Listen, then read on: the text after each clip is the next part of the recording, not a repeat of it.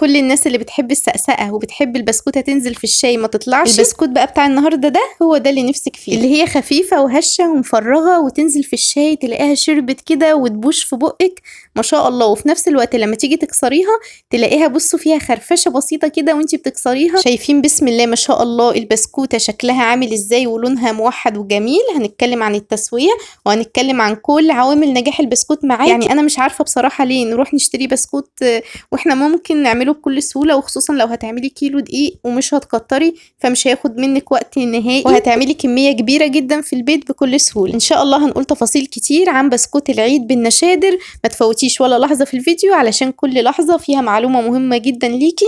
يلا بينا نبدأ ونقول بسم الله الرحمن الرحيم. أول حاجة معايا الدقيق. طب نستخدم دقيق نوعه إيه؟ استخدمي دقيق مخصص للكحك والبسكوت أو دقيق متعدد الأغراض، مفيش أي مشكلة.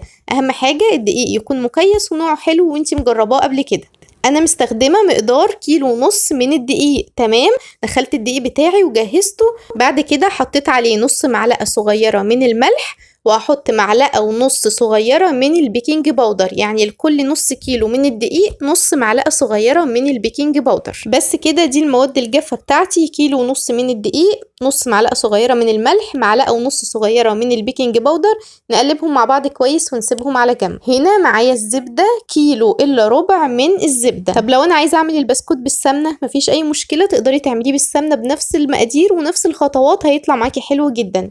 الزبدة بتاعتي بخرجها من التلاجة قبلها بشوية حلوين واسيبها كده في المطبخ علشان تكون لينة. اوعي الزبدة معاكي تسيح او تفك، احنا مش عايزينها تفك، احنا عايزينها تكون زي المرهم كده او تكون لينة كده بحيث ما تبوظش المضرب بتاعك وبحيث انها تديكي القوام على طول اللي انت عايزاه. الزبدة بتاعتي كويسة ولكن فيها برضو قطع كبيرة فبدأت اقطعها بالسكينة كده علشان المضرب بتاعي ما يبص. هنا ضفت على الزبدة بتاعتي 500 جرام من السكر البودرة بما يعادل 3 كوبايات كبار من السكر البودرة. السكر البودرة انا اللي طحناه في البيت عادي خالص مفيش مشكلة. ببدأ ان انا اضربهم مع بعض. اول خطوة دي لازم بتضربي فيهم شوية كويسين قوي لحد ما توصلي ان القوام بتاعك يرتفع والمكونات بتاعتك تزيد والقوام بتاعك يكون كريمي وفاتح بالشكل ده زي ما انتوا شايفين كده. هو ده الشكل اللي احنا عايزينه. اول ما توصلي كده يبقى انت كده تمام. القوام ده طبعا خدناه من الزبدة والسكر بس.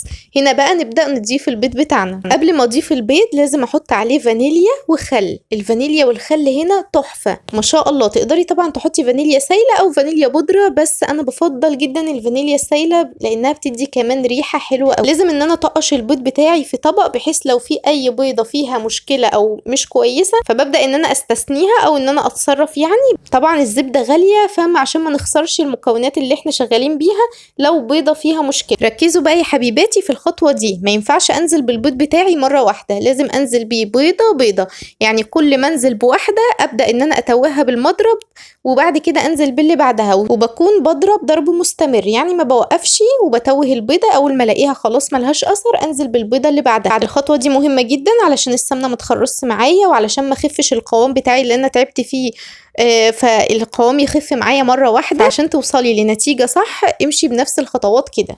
هنا بقى الدقيق اللي احنا جهزناه مع بعض انا مش هاخده كله، هنزل بنص كمية الدقيق بس قبل ما انزل بالنشادر. انا بفضل جدا احط النشادر بعد ما احط شوية من الدقيق كده. يعني بعد ما بنزل بنص كمية الدقيق زي ما شفتي كده ببدأ ان انا اقلبهم كده بالمعلقة وبعد كده بقى نجهز النشادر. معايا ربع كوباية من الحليب الدافي. مهم جدا لا يكون سخن ولا يكون بارد، يكون دافي. هنزل عليهم بمعلقة كبيرة ونص من النشادر. يعني لكل نص كيلو من الدقيق نص معلقة كبيرة من النشادر بالشكل ده. وهتبدأي تقلبي فيهم شوية كويسين جدا وتقلبي فيهم قوي. وبعد كده هننزل بيهم بقى على المكونات بتاعتنا. بعد بقى ما انزل بالنشادر اقلب بقى كده بسرعه بالشكل ده وبعد كده انزل بقى بباقي الدقيق بتاعي كده. هبدا بقى ان انا اتوه الدقيق ده بالشكل ده، اجيب من تحت لفوق كده. هفضل بقى اجيب بالمعلقه بتاعتي من تحت لفوق لحد ما اتوه الدقيق خالص واتاكد ان مفيش دقيق خالص. انا ولا حطيت ايدي ولا عجنت ولا اي حاجه. البسكوت ما بيحتاجش عجن. انا بفضل اتوه في الدقيق زي ما قلتلك واجيب بالمعلقه بتاعتي من تحت لفوق لحد ما اتاكدت ان مفيش ولا ذره دقيق موجوده. زي ما انتوا شايفين قد ايه العجينه سهله جدا. وبعد ما بخلص العجينه على طول هبدا في التشكيل. انا معايا كيس حلواني اللي هو كيس استخدام مره واحده، ومعايا كمان كيس قماش. لازم الاتنين يكونوا مع بعض لان لو استخدمتي الكيس لوحده فمعرض جدا انه هيطق منك كل شويه. شويه، انما لو حطيتيه جوه كيس القماش فمش هيطق منك باذن الله. طب لو انت القمع بتاعك قماش من بره ومن جوه مشمع خلاص ما تستخدميش الكيس البلاستيك، استخدمي على طول القمع بتاعك ادام هو من جوه مشمع يبقى تمام قوي.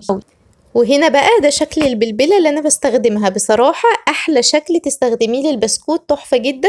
زي ما انت شايفاه كده من يمه الصاج بيكون عامل زي المسطره، ومن فوق بيكون مشرشط مثلثات كده، هو ده شكله حلو جدا وبيطلع الشكل جميل جدا. وهوريكي كمان ازاي تعملي بيه شكل تاني بنفس القمع. شايفين ما شاء الله العجينه بتاعتنا مظبوطه وبتنزل من القمع كويس جدا. طبعا ما ينفعش تقللي مقدار الزبده عن كده، لان عجينه القمع غير عجينه المكنه، يعني تقدري تقللي مقدار الزبده لو انت هتعملي العجينه بتاعتك في المكنه، انما ادام بالقمع فهو كده المقادير مظبوطه علشان تنزل معاكي من القمع كويس. يعني لو هتعملي كيلو دقيق فتستخدمي له 500 جرام من الزبده او السمنه، لو هتعملي في المكنه تقدري تستخدمي 400 جرام بس. التشكيل ما بياخدش وقت، وبشكل وبسوي في نفس الوقت، يعني بعد ما بشكل صاجين او 3 ببدا على طول بيكون الفرن سخن معايا وادخل على الفرن.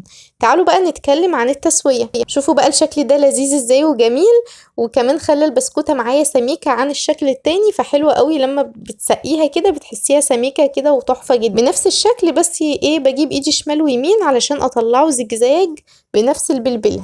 تعالوا بقى على التسوية. أول حاجة الفرن لازم يكون سخن معاكي قبلها بربع ساعة.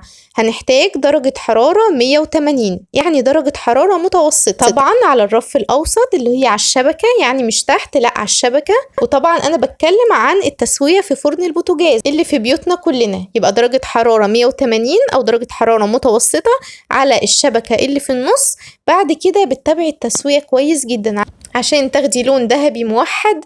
لازم تاخدي بالك، ولو هو مش هياخد معاكي لون من فوق كمان فانتي هتقيدي الشوايه بس على اهدى درجه حراره، ولازم تفضلي تقلبي في الصينيه بتاعتك او في الصاج بتاعك باستمرار علشان تاخدي تسويه موحده ولون موحد جميل. وزي ما قلتلك لو قيدتي الشوايه يبقى درجه حراره هاديه. عايزه اقول لكم ملحوظه مهمه، ما تحاوليش انك تشيلي البسكوته بتاعتك من الصينيه غير لما تبرد. لو حاولتي تفضي الصواني بتاعتك وهو سخن لسه فهتلاقيه بيتكسر معاكي، فتستني لما يبرد وبعد كده تبدأي تفضي الصاج او الصينيه بتاعتك. طبعا احنا بنفضي ونرجع نمسح الصواني ونشتغل فيها تاني مفيش مشكله، بس اوعي تشتغلي فيها والصينيه لسه سخنه. لازم الصينيه تسقع خالص وتبرد خالص على قبل ما تشكلي فيها كمان مره. في ملحوظه مهمه جدا كمان عايزه اقولها لك، وانتي بتعبي العجينه بتاعتك جوه الكيس بتمسكيها بايدك تنعميها وتقفلي مسامها بايديكي، وبعد كده تعبي جوه الكيس علشان البسكوته ما تبقاش مخرفشه كده وانتي بتيجي تشكليها تلاقي العجينه مش ملصقه معاكي. فالخطوه دي مهمه جدا، نسيت اقولها لك واحنا بنشكل. هي مش بتحتاج عجن، بس قبل ما نشكل نعمها بايدينا ونحطها في القمع او في الكيس زي ما اتفقنا، وبعد كده تشكلي فيه سلام وامان. ان شاء الله الوصفه هتكون معاكي ناجحه باذن الله. لو عندك اي سؤال طبعا اكتبي لي في التعليقات برد عليكي بنفسي. واهم حاجه بقى ما تنسيش اللايك الجميل من ايديكي وتعليق ولو بحرف علشان يساعدك ان الفيديوهات توصلك بعد كده. وربنا يحسن ما بين ايديكم وتطلعوا الحاجه احلى مني كمان، وبالف هنا وشفا، وكل سنه وانتم طيبين، والسلام عليكم ورحمه الله وبركاته.